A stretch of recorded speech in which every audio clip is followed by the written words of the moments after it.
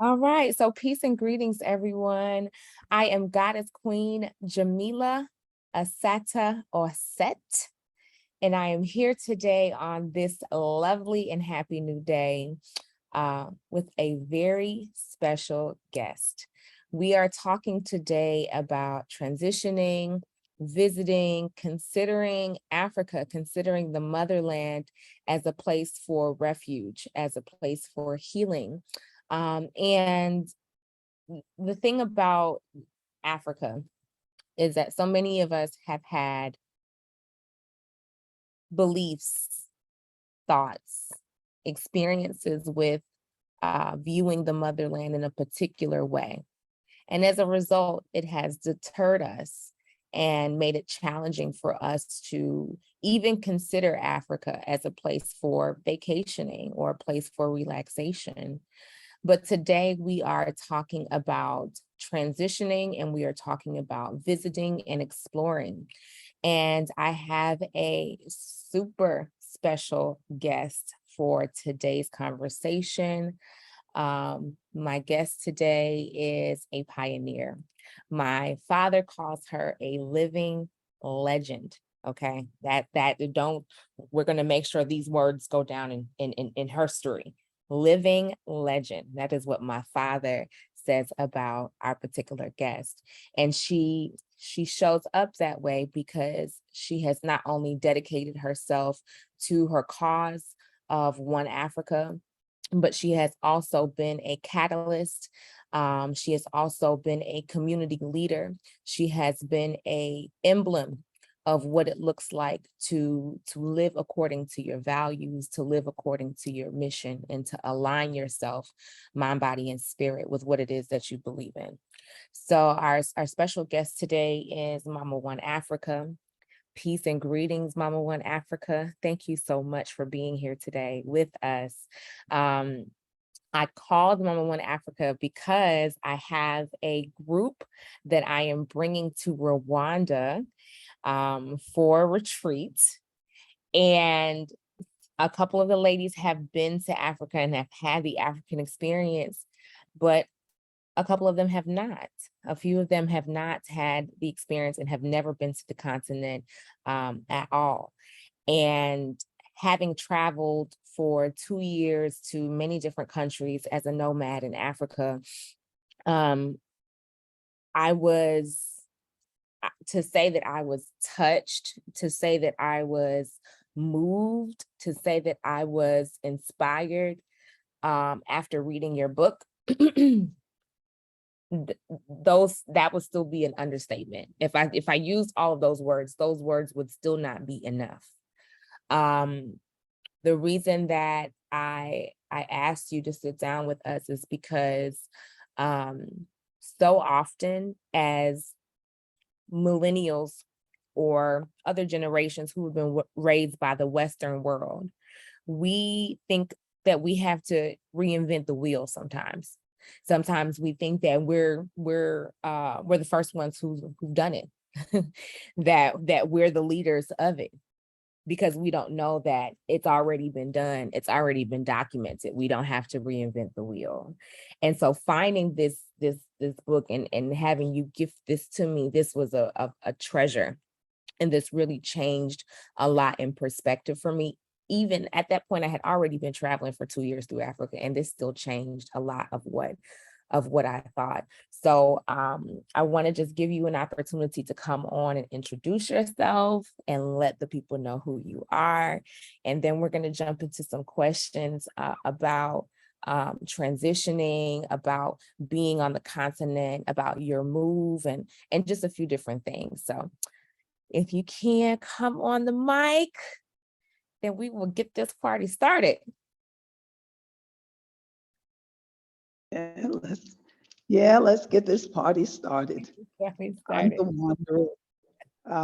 Well, first and foremost, I give all honor, praise, and glory to our Mother, Father, Creator, and to the memory of our great African ancestors whose shoulders we stand upon, whose backs we lean upon, and whose shoulders have held us up until this day. Ashe, ashe. It gives me really great pleasure to spend some time with you. Like you said, it's been a year. and also to meet some of the other people who are going to jump into the lake and go on that mission. My name legally is Imakhus Njinga Okofu Ababio. And Imakhus is spelled with all capital letters, and it means I'm Mother Africa, Queen of the Earth. And if that wasn't enough, getting people to kind of remember that, they don't. And they always call me Mama, Mama One Africa. So wherever I go, that's what they call me, Mama One Africa. If somebody called me Imakhus, I probably wouldn't even answer. But it's a blessing, it's an honor that people perceive me that way. And living in Africa for the past 35 years for me has really been a blessing. As my book says, returning home ain't easy, because it has not been, but it has been a blessing. And as opposed to saying that it was difficult, it was a challenge. And I'm just thankful that the ancestors held me up to be able to meet that challenge, and for people to be encouraged by the things that I and my husband have been through. I say, bless him, he's gone on to the ancestors. He was killed back in 2007 by a hit-and-run driver in Accra. But as we know one another, you know, they say one monkey don't stop the show. Well, he did not expect me to pack up and go back to America, KKK, but to continue the work, which is what I've done to date. I have 25 grandchildren and 18 great-grandchildren. And I've not married again. I think 3 times to the altar was enough. I don't need another husband, you know, maybe a companion. But up to now, you know, few and far in between, and I'm happy. I'm really quite happy with my life, who it is that I am. And as Dr. Clark said, you know, until my clock stops ticking, I'm good. All my parts are working, okay. I may have a little white in my hair, but I do have spring and summer in my heart. And I won't be falling down in the fall, okay? Everything works, okay? I've got all my teeth. These are mine, okay? I don't have to put them in a jar, and I didn't buy them. So I think I'm in pretty good shape to be 80 years old. Oh, I should say 80 years young, okay? 80 years young. Good Yeah, thing. I have to remember that sometime. In fact, just the other day, I climbed a mountain and hit my leg on a stone and couldn't walk for 2 days. I had to have men carrying me around everywhere I went, which was It's not bad. was pretty nice, Yeah, except it was just damn painful, that's all, you know. But I'm good. I'm good. Good thing. Yeah. So let's dive in a little further. Okay, let me make sure we're still logged on. We're still online. And Takes a minute. Okay, give thanks. Okay, give thanks. Okay. And for anyone I think you're frozen. Okay, am I frozen? Yeah. Can you see me now? You're back now. Okay, yes. Good, thanks. So for anyone who is watching, what we'll do is the chat is open. So if you have any questions, if there's anything that comes up, we ask that you drop the questions in the chat room, in the chat box. And even as they pop up, you know, if we can get to the question, then we'll answer the question. And if not, then we'll answer everything at the end. Okay.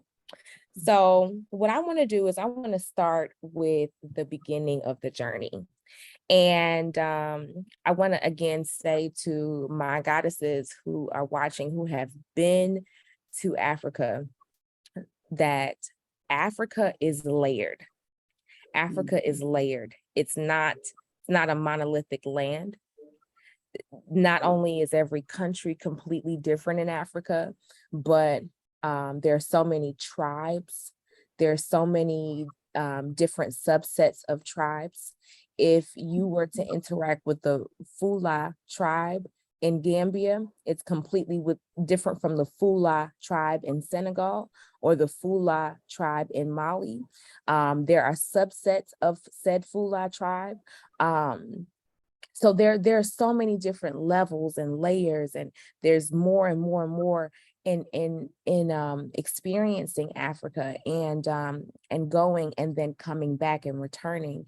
And one of the things that I always say is, you know, when I arrived, I had an understanding of why we were brainwashed about Africa.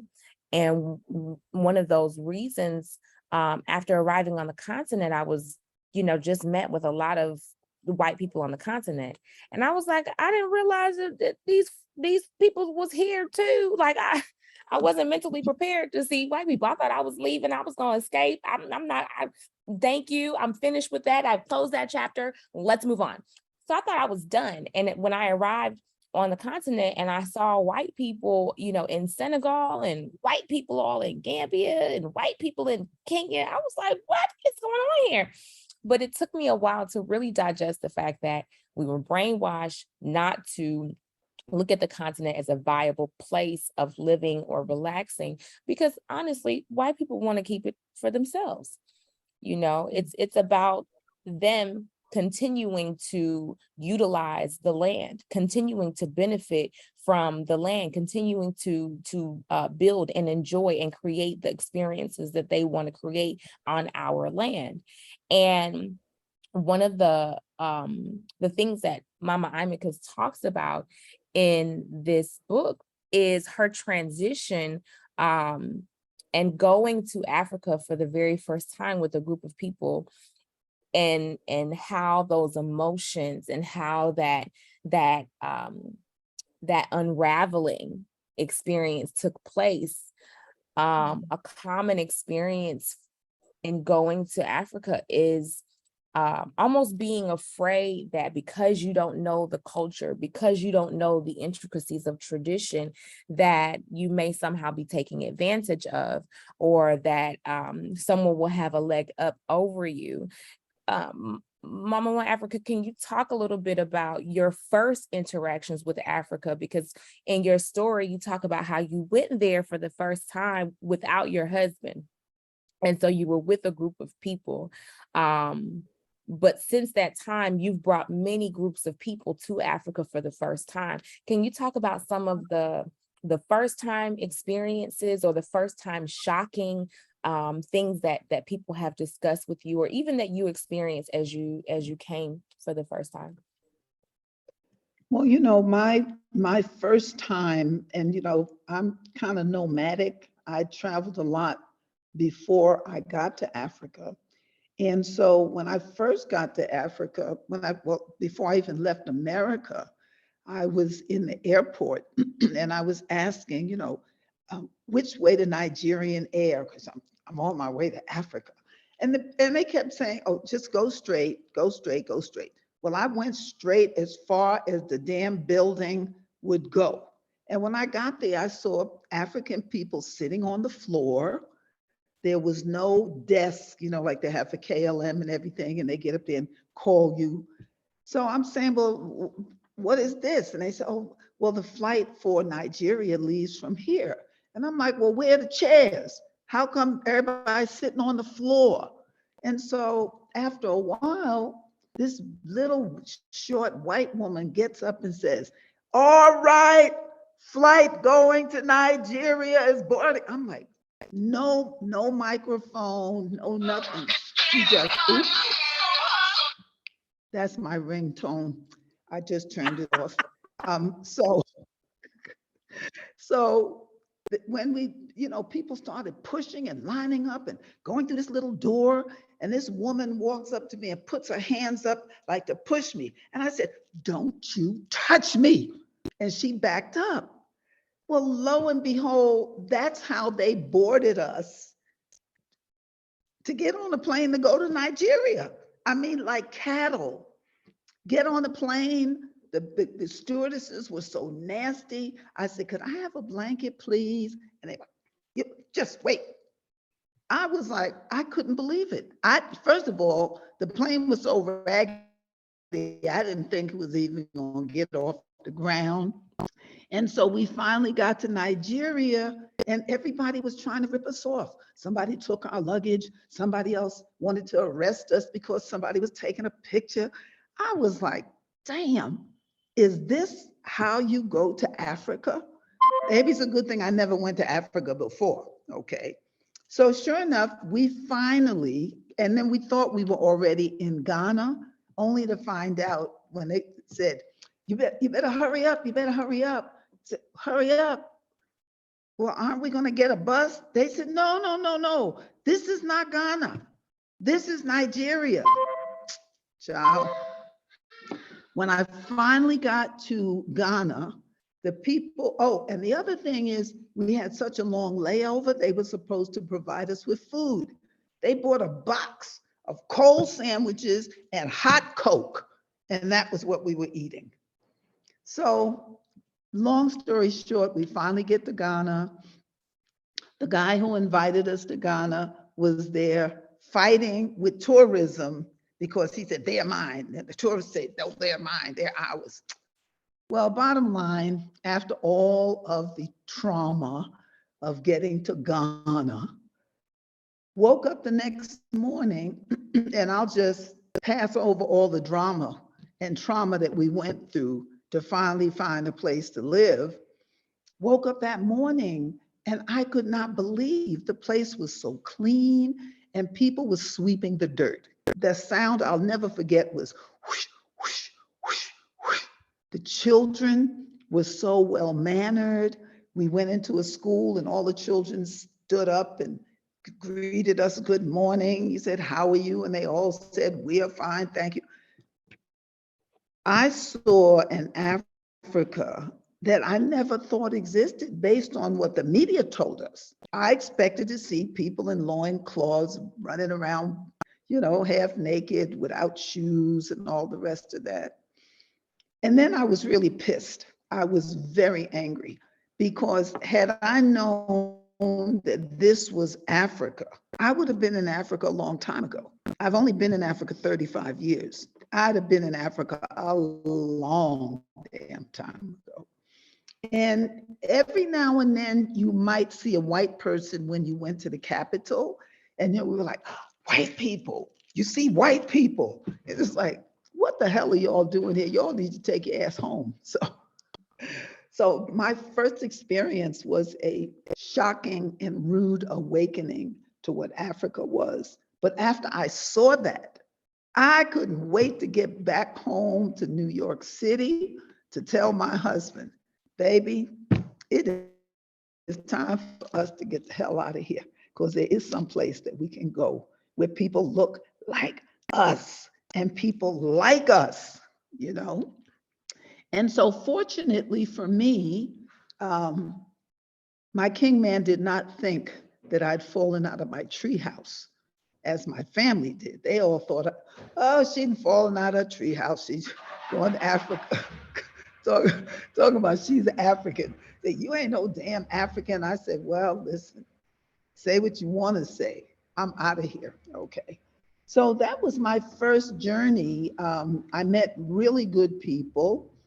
In fact, the place that I was staying, a couple of fishermen from the village came and asked me if I would like to visit their village. And I was like, yeah, why not? I ain't never been to Africa. I ain't never been to a village. Well, I met those people, really wonderful people.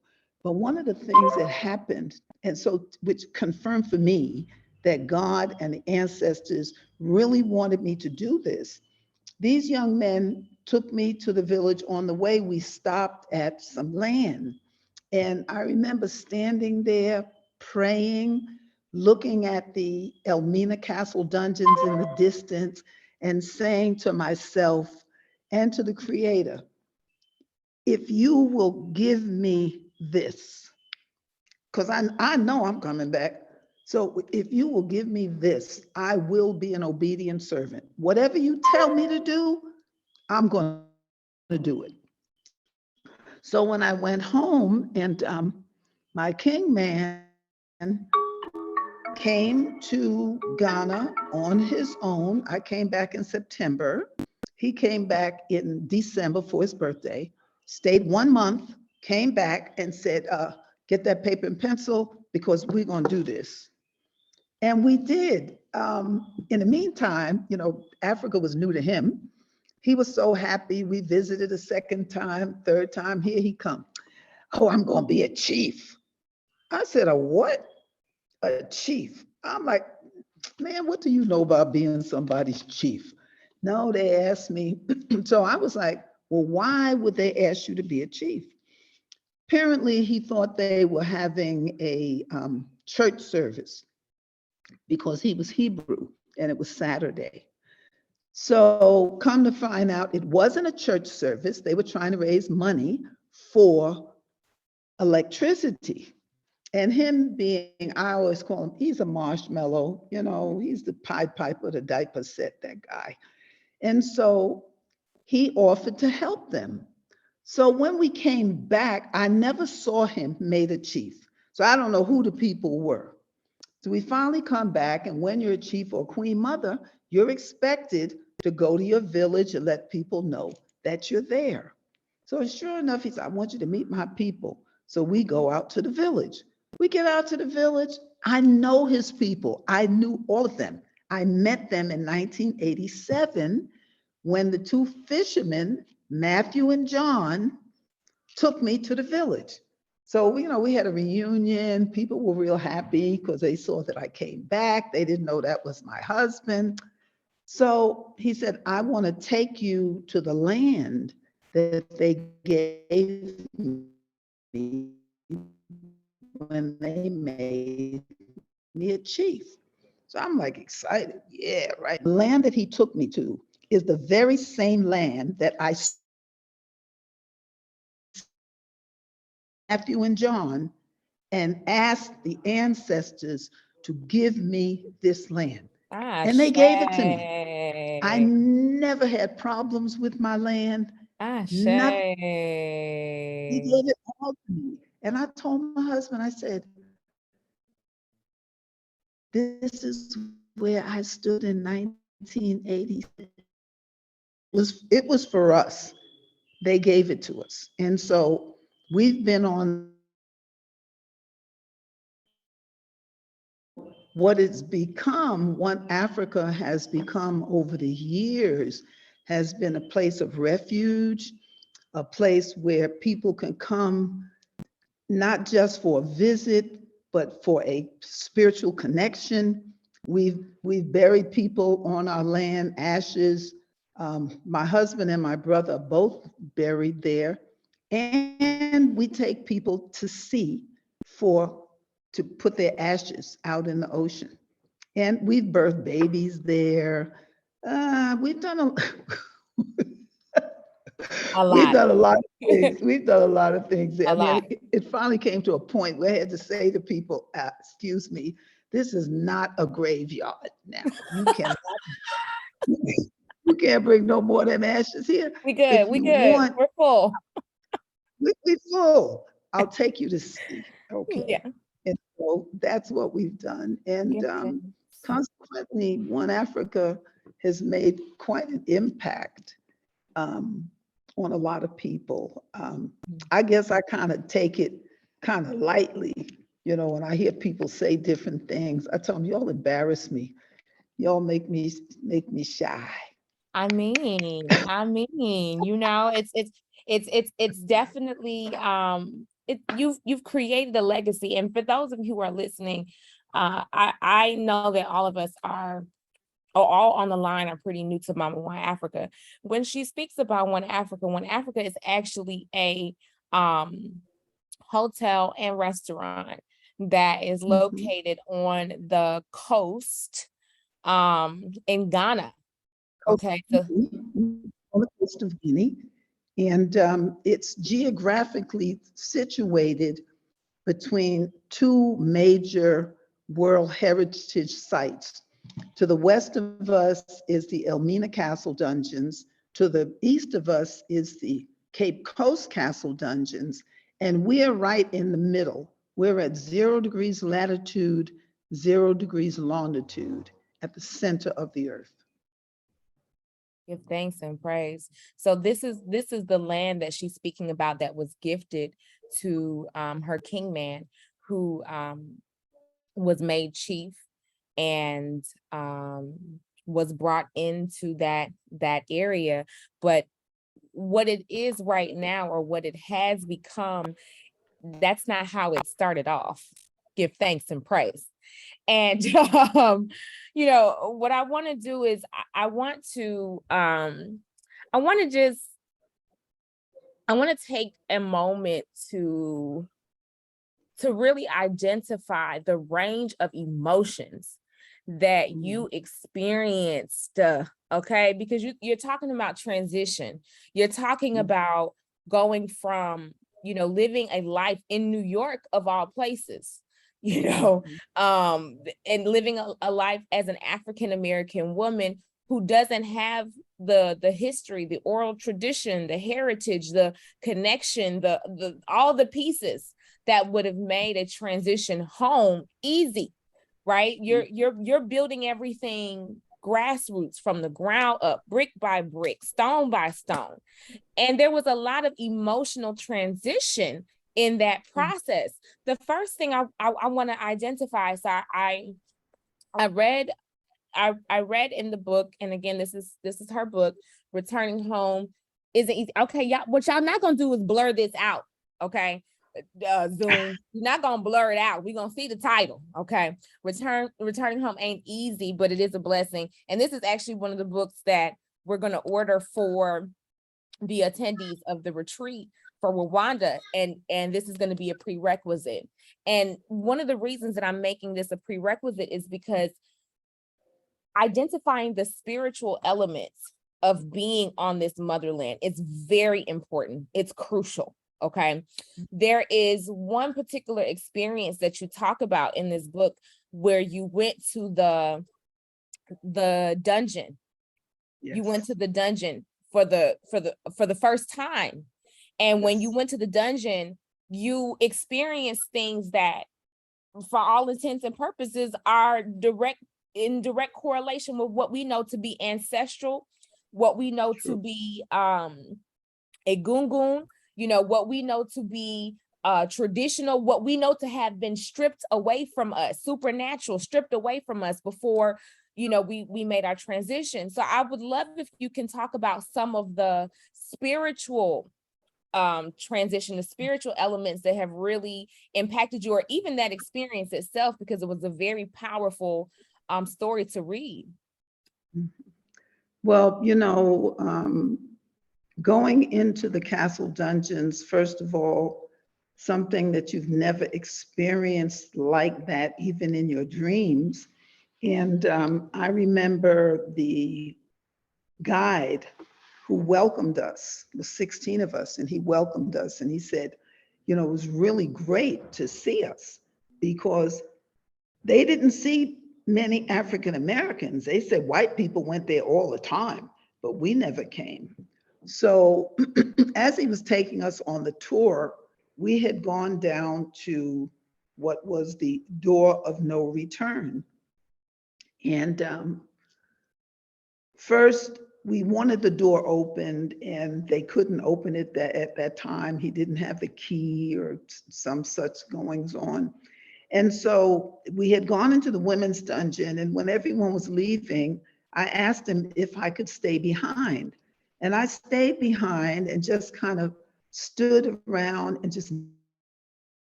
meditated on where I was, and then crying, and just something came over me. It's like something enveloped me. And I started crying. First I was afraid, but I couldn't move. And then I heard voices. Women were crying and moaning. And then I felt numerous people put their hands on me, and they just touched me and just, told me that everything was all right, that I was safe, that I was home. And I heard all of these voices join that was screaming, just screaming in such anguish. And it was my voice mingled with the voices of other women. And after a time, I just kind of calmed down. They were like, it's okay. You're safe. Don't worry. And just like they came, they gradually faded away. And when I came to myself, I was sitting on the floor of the dungeon. It was dark. Very little light, whatever was coming, came from a light from a window up above. And it was nighttime. When I got up from that floor and stepped out of that dungeon, I knew that I would never be the same person again. I also knew that my home was going to be Africa, no matter what it took. I mean, I couldn't wait to be able to go home and explain to my king man. And so when I went home and I told him that I'm ready to move to Africa, he was like, yeah, right. Now you want to move to Africa. You wanted to live in the Caribbean, you lived there. You wanted to live in South America, you went there. Now you're coming here talking about you want to live in Africa. You eat food that nobody ate. Now you want everybody to eat it. We gotta get out. It's not even an argument. I don't even want to argue about it. Tell you what, your birthday's in December. I'm giving you a ticket. Go to Ghana. And when you come back, then you and I can talk about it. Right now, you think I'm crazy, but you'll see. And so he went. His birthday was December the 18th. He spent 1 month in Ghana. Because first he said, you don't know nobody there. I know somebody every daggone place I go in the world. Now, whether they like me or not, but I know them. And so he went, and he spent 1 solid month by himself. And when he came in, he was like, baby, get that paper and that pencil. Let's figure out how we're going to make this happen. Up. We out of here. We out of here. Right. So we did 3 trips together. We did 88, 89. We had already gotten our property and everything. And 90, we just packed up and moved. Anything that we couldn't sell, we gave away. Anything we couldn't give away, we threw away. And I took my books, my art, and the rest of it I gave away. I just opened up the closet and said, make me an offer, okay? Because I knew when I got to Africa, I'd buy new clothes, I'd make new furniture and all of that. But the bottom line was that it was a challenge. It was, that's, part of what I say, return home ain't easy, but it sure is a blessing, because there were so many sacrifices. The biggest sacrifice, not just giving up your way of life, because I've lived in other countries.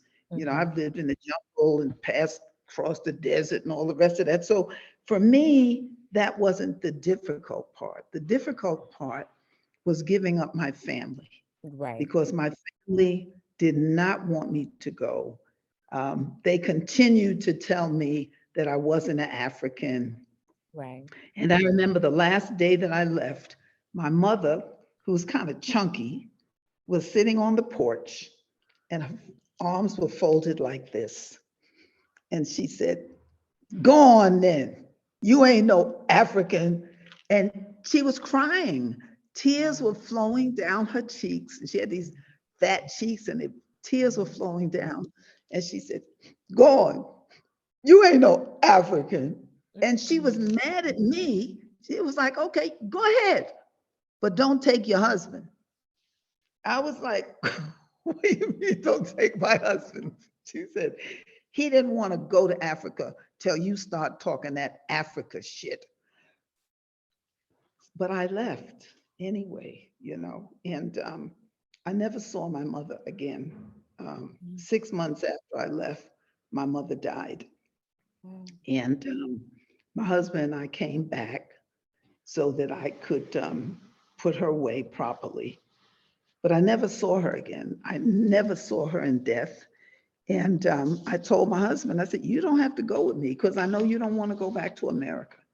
But this is the last thing that I have to do. And so when I arrived, I asked my family, are you satisfied that the temple, the remains of our mother, is that her? And they say, yes. I said, fine. I don't need to see her because I told her, as I told my family in the past, other members of my family, whatever it is that you and I were doing the last time we were together, that's my remembrance of you. I will never see you in the coffin because that's not you. And so I never saw her. And bottom line is that my family didn't talk to me for a long, they were already pissed off because I was going to Africa. So they was, now it's real pissed off because they were like, well, we're going to open the coffin. I said, no, you're not. I am the elder. I have the last word. There will be no coffin. There will be no howling and screaming, preacher and all. My mother didn't go to church. So why would I go get a minister? All of us can say something about her and send her on her way. Her wish, as she told me when I left, I want you to do one thing for me. Do not burn my black ass up because I believe in cremation. My mother told me, do not burn her up. Put her in a coffin next to her husband.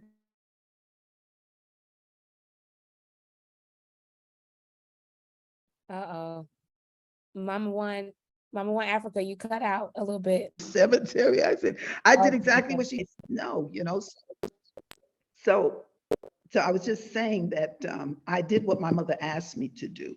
She told me not to burn her black ass up. And I said, okay, because I believe in cremation. And she wanted to be laid to rest next to her husband. I did that.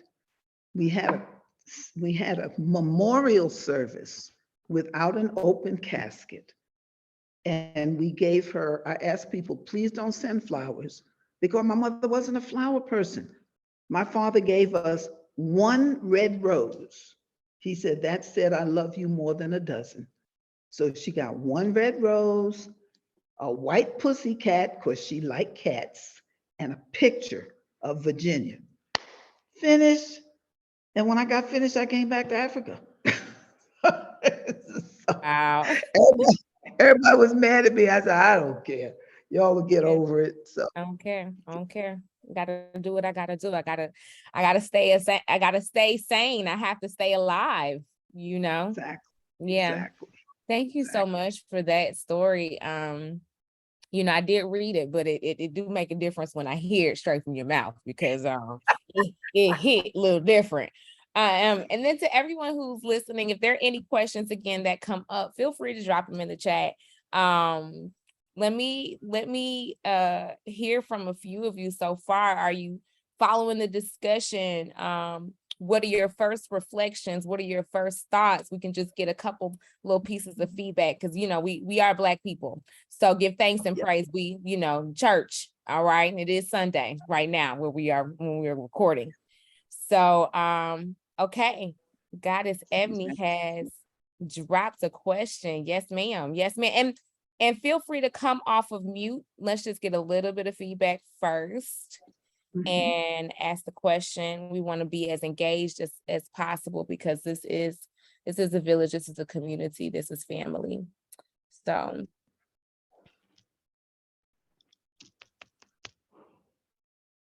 Who wants to come off of mute? I want to actually identify a sister in the room right now. My sister. My sister is here. My sister is here in the room. I have to identify her. She is here and she is sitting there and being very quiet, but you already know her, Mama Africa. I have to give her opportunity to just greet you, because we sit at your feet together, and we cannot just let her side in the room and not say anything. She's part of our family. So sister, we see you. What are you doing there? Family. Oh my goodness. You left me. You left me. Mama, Mama said you left that. I'm coming back, Mama. I'm coming back, Mama One Africa. And first of all, let me just take this time to say thank you, Goddess. My name is Eutralia Perkins, but I also go by Anna for Unc my aunt. Okay, I'm recording. You can't talk on my interview, man. Are you able to hear me? Sorry. Can you guys hear me? I don't know if we can hear you clearly. I hear you. All right, perfect. So I actually had the opportunity to visit Rwanda. I was there for over 6 months, just 6 months, I think. And it was an amazing experience. Of course, I had the opportunity to meet Mama. If you go to Rwanda, it don't matter where you go in Africa, Mama is, like she said, she is everywhere, right? And everyone knows her as well. So it's just definitely an honor to have the opportunity to see you again and speak with you guys again. Just to share with you guys a little bit about my background and my purpose and mission in being in Rwanda, and my vision for Rwanda as well. My background actually is in engineering and project management. And so my goal is to bring these skills and talents to help in Africa as well. So not necessarily help, right? Because everyone thinks that Africa needs all this help, right? But it's about being able to do our part, right? And take our position and work together, right? So we spent all this time building America, and it's really to build home, right? Home for us is in Africa. So one of the main things I struggle with, and it's something that I'm overcoming and learning and dealing with, is that idea and concept of community, right? And Goddess Goddess Ja, I really appreciate you for putting this together. Because honestly, without you, it's very easy for us to be separated and segregated and working alone on our own island. So when you gave me the call, you invited me to speak and to just be a part of what you're doing, right? You gave me that. I was like, Goddess, I think there's more that I'm supposed to do. You're like, sis, say less. Like, yes, you have to. And she preaches this idea of community. And I'm really, really, really grateful for you and for this opportunity here today. So yeah, any questions, or I'm just here soaking it all up. And excuse me, I'm going to take the position of an elder. Does that mean that you're coming back soon? I'm coming back, Mama. I'm coming back. Actually, I'll be back for the retreat. Actually, I should be back before then, though. Okay, good. And just for your info, Gabriella's getting married. Ah, yeah. Awesome. All right, so and I'm missing my treatments. Duh. Oh yeah, we need that. So yeah, I'm coming back. I'll be back in September. Give thanks. Where's my bell? I need my bell. I need to be ringing my bell. Okay. Because this is Where it at? It's downstairs. I'll get it. Yeah, let's get our tools. So we can't celebrate properly. And I want you all to understand how significant this experience is for us, because it's one thing to leave the country that you were born in and leave the country that you were grown in, and to go to, yes, give thanks and praise. Give thanks and praise. It's one thing to leave your country and to leave your family. Mama Africa is speaking about leaving her family. And it's such a heartbreaking story for me to, I'm in my mother's house right now. And it's such a heartbreaking story for me to even think about the possibility of leaving this house, my mother's house, the house where I grew up in, and then not seeing my mother again. That's a heartbreaking story. So it's heavy. We have fathers, we have aunts, we have uncles, but what can replace mother? What can replace our mother, the one who carried us for 9 months and brought us here? It's heavy. So it's one layer to leave and then not even be able to have access. But there's something just absolutely divine. There's something so blessed about finding your family again on the motherland. There's something that is just it makes you feel as if the gods have kissed you in the mouth, because to be in a foreign land that is essentially your home, but it's foreign because you didn't get a chance to get nurtured in it, to grow in it, to learn it, to be with it. So to be there, it's so challenging. And I speaking to my sister Anef, I didn't even properly introduce you. I just was like, come on up here. This is my sister Anef. She's my sister. Okay, it's my sister. She will sit and eat with me and my children for years to come. And being with her, it offered another breath of life. It offers breath of life when you can sit down with people who are reflections of you, but they're here in the same land. You all are sharing this African experience together. That is something that is it is celestial, it is divine, it is godly, because it's almost like, we have this event that's coming up, Return of the Gods, but it's almost like a Return of the Gods family reunion, because you're there for the first time, but this is essentially your family. You have left the family that does not resonate with you, and you have returned home, and you have found and identified and put together this family who loves you, who supports you, who is there for you, who says, you need me, here I am. You need me, what do you need? I'll be there. And that's something you can't buy. You can't buy that. How much money can you pay for someone to be there for you, to love you unconditionally, to accept you when you to tell you you are wrong, to tell you that even that, Mama Africa had to correct me when I was there on the continent. And, it kind of hurt my feelings. I was like, I don't think I did anything wrong.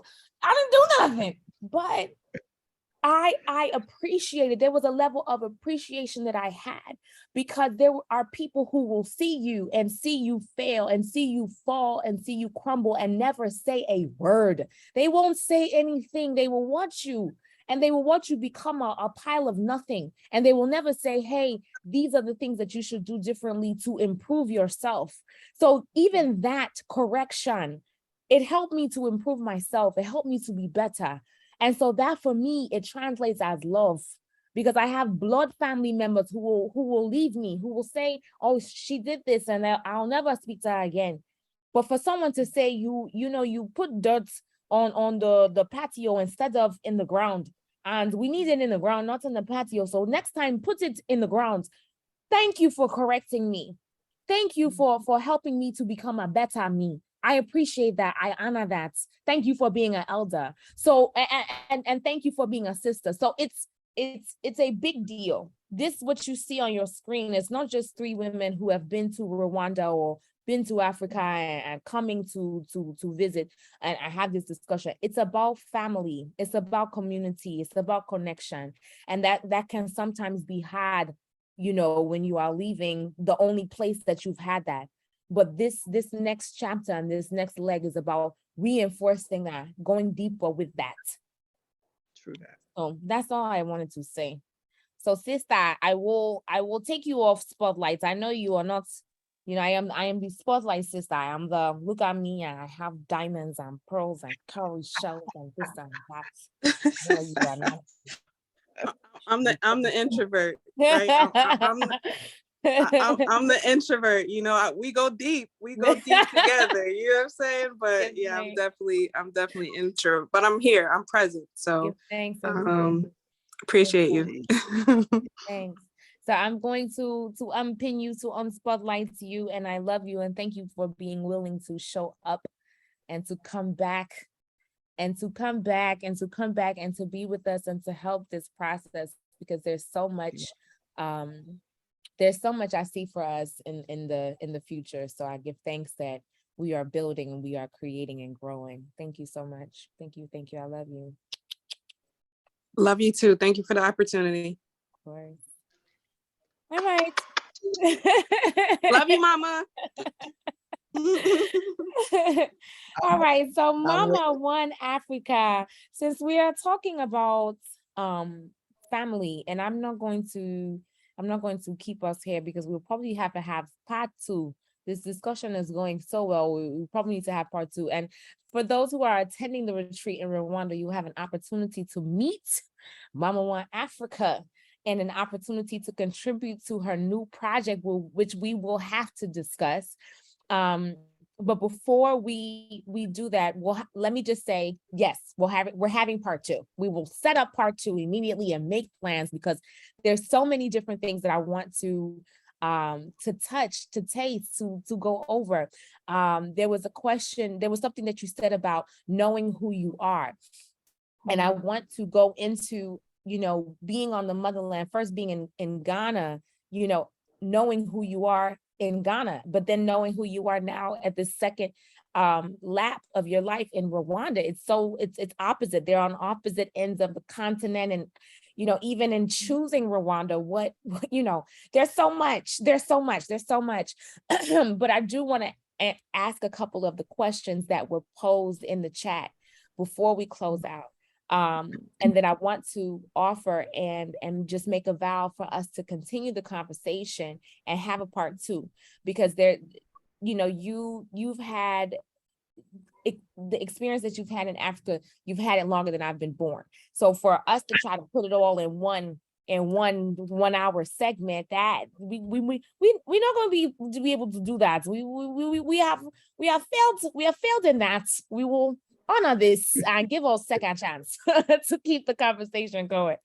So the first question that was posed by our goddesses is a question about cremation. And the question from Goddess Ebony is,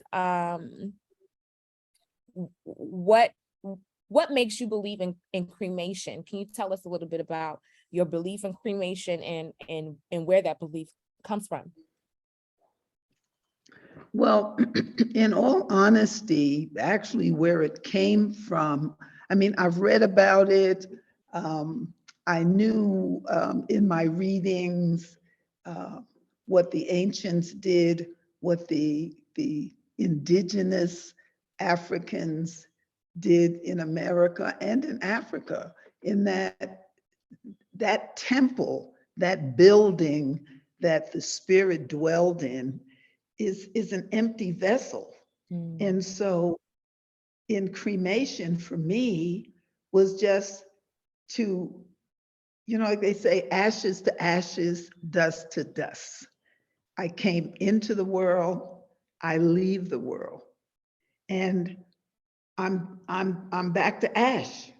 And so I don't want, first of all, I don't want anybody laying over me, crying, wanting to jump in the casket and all the rest of that because I'm gone. Nah. Also, if you know what it costs to have funerals today, I saw my auntie spend $9,000 for a funeral, for people to come and look over her and snot and cry and bring in ministers that did not know her and all the rest of that. I want you to remember me as I was, number one. Give thanks. Number two, it's like, other than, the expense, it's like, you're going to put me in the ground. And what ultimately I am going to turn to dust anyway at some point in time. Okay. So let the smoke from my remains go up to the heavens. Okay. Let me be met by those who are currently sitting on the clouds waiting for me to get there. And besides, I want to go up on the cloud and smoke a joint with some of the brothers and sisters. Okay. Where's my bell? I'm going to get my bell. Yes, enough is enough. I'm ringing the bell for you. But very honestly, I think that it's a matter of choice. I can't say that it's my religion because I don't have a religion. All right. Good things, good things. Whether it's spiritual, yes, to me it is. And everybody is entitled to do what they want to do. And that's my choice. Don't condemn me for that. I mean, that's what I decided that I wanted to do for myself. You can do what you want to do for yourself. Maybe you don't want to be cremated or buried. You might just want to sit someplace. Because in Ghana, they do that before they put you in the ground. You sit up there too proud to poot, and people talk to you and everything, and you go on. So people have their own choices. My choice is to be cremated. Okay. Give thanks, give thanks, give thanks. I think in the second segment, we'd love to dive in a little further about how the dead are buried in Ghana, or what is the actual tradition of those exiting. So that's something that I would love to go a little further in our next segment. And then we have a question from our goddess Bruja, Yasmin, and she is asking, do you have children? And if so, how do they respond to you moving? Did you want to take them, and did they refuse? That's such a loaded question. I feel like we just needed to wait. Yes. Well, very honestly, between my husband and I, we had 6 children. And all of them did not like the idea that we were moving to Africa. As I told my daughter, when my daughter was like, well, you're moving so far away from us. I said, I live around the corner from you and I don't see you every day. So what difference does it make? I'm going to Africa and I don't see you. Okay. So they were angry. In fact, most of my family did not speak to me for many years. My husband's eldest daughter did come to visit us in Ghana. She had won a contest on why she wanted to go back to the beginning. And that was because her father said he would never come back. Okay. And after she came and visited us, her message to the rest of the family was, yeah, they've fallen out of their treehouse. They living in an unfinished house, no running water, no electricity. They don't even have no furniture. But we were happy, and we were starting a legacy for our family. Excuse me. And so I figured eventually they would get over it. My daughter took her 30 years before she visited me. Our son, it took him 19 years before he visited my auntie, who you would never expect because she was very prim and proper lady. After I was in Africa for 2 years, she came to Africa because she wanted to see what it was that had taken her favorite niece and nephew away from America. Nobody else came. So I've got a lot of children all over the world. I've got hundreds of people that call me Ma and that love me as a mother and have come to see about me. So it's okay. Now I must say my daughter has been back This will be her third time. She's going to come and visit me in Rwanda. And my son, he's going to come and visit me in Rwanda. So 2 out of 6, they ain't too bad. I mean, I'm there. They know that this is their legacy if they want it. If they don't want it, somebody else will come along and take it. And like people say, well, what are you going to do when you're dead? I'd like you to answer that question. What I'm not going to do is worry about that. Okay? Give thanks. Okay, exactly. What I tell them to say, what I'm not going to do. So on that note, I just want to give you all a very quick snapshot because I'm on the Western time clock. So, still Sunday. I'm going to give you all a very small snapshot. And again, part 2 is coming. Give you a very small snapshot of this legacy that Mama One Africa is speaking about, so that you all can see. You all can see what it is that she has created, what it is that she has established, in her time on the continent. So y'all, I'm still trying to figure out how to share my sound. But let me know if you can you hear it? If not, it's okay. Can you hear it? No.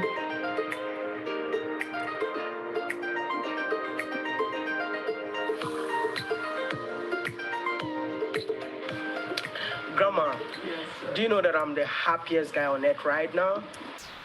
No, why?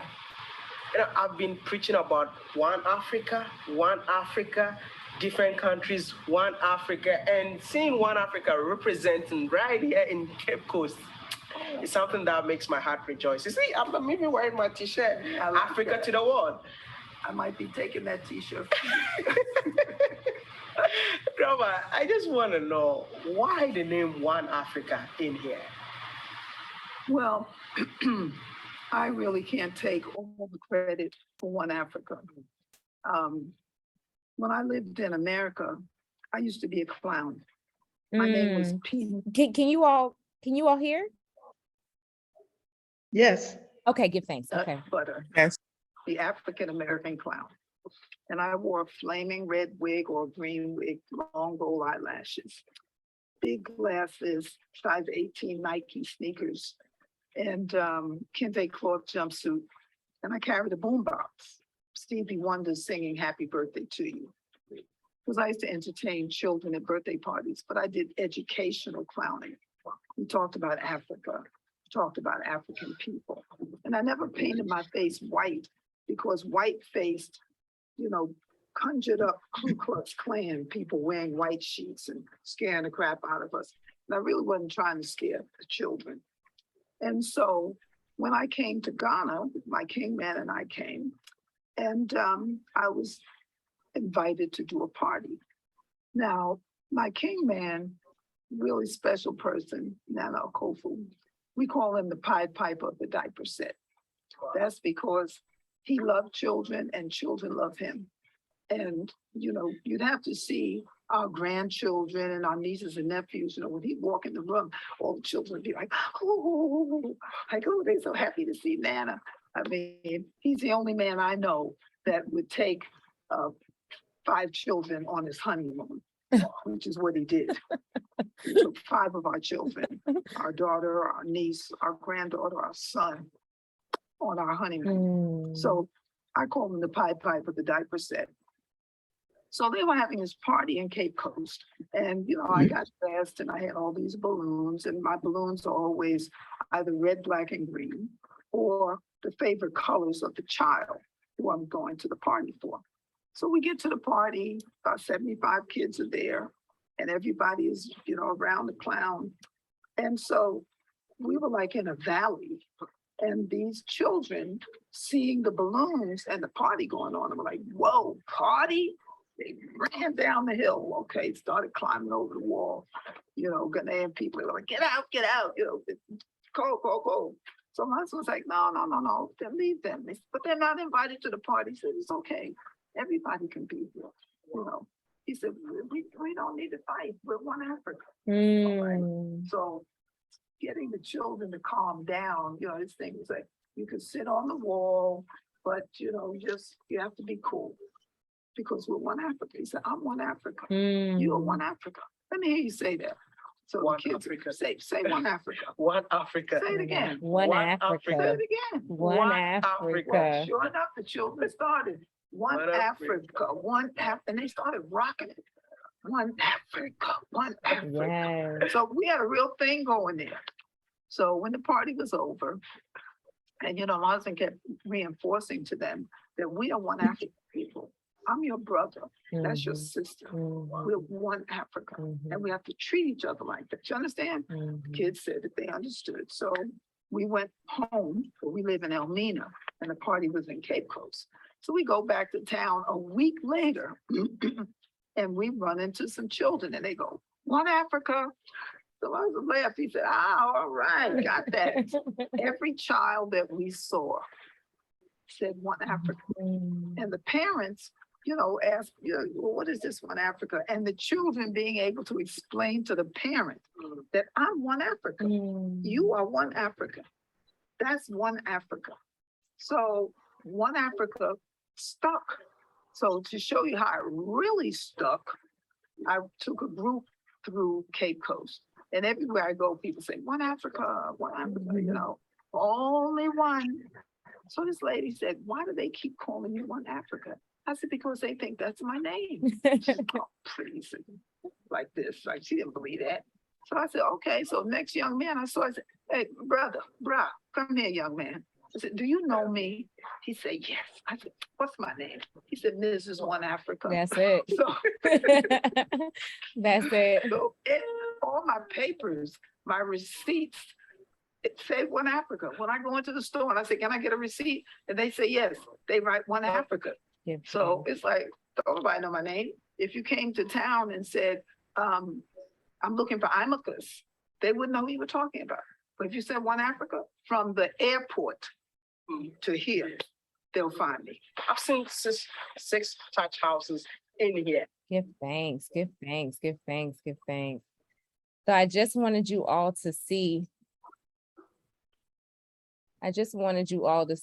what we're talking about when we talk about the legacy, when we talk about just all the contributions, all the things that exist, all the things that have brought us to this place where we are right now, from the book to the actual site, which is still in Ghana. We cherish and we honor you, Mama One Africa, for all that you have done. And we will not forsake you. We will be back. We'll part two. Okay, we will not forsake you. So thank you all for joining us today. Thank you for your participation and your support when it comes to this this particular segment. You are free to invite your friends and your family to the next segment. I will be sharing with you the day and time that works best for Mama One Africa for us to reconnect again. And then we will go from there. So is there any last words that you want to share, Mama One Africa, before we depart and get ready for our part two? Well, just let me say that I will see all of you in Rwanda.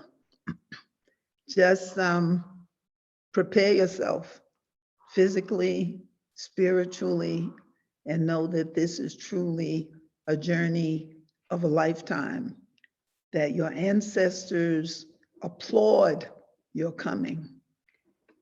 Their arms are open to receive you. And don't believe that other stuff that people talk about. Let me just say this, Africa is not perfect, but there are 54 countries in Africa to choose from. And coming to Rwanda is going to be one of the best experiences of your life. Give thanks and praise. Give thanks, give thanks, give thanks. Thank you, All right. Goddess. So you're very welcome, Mama. You don't even have to thank me. The thanks is mine. The appreciation is mine. All right. So I will see all of you soon. Loving blessings, and we will see you for part two. Peace. Peace.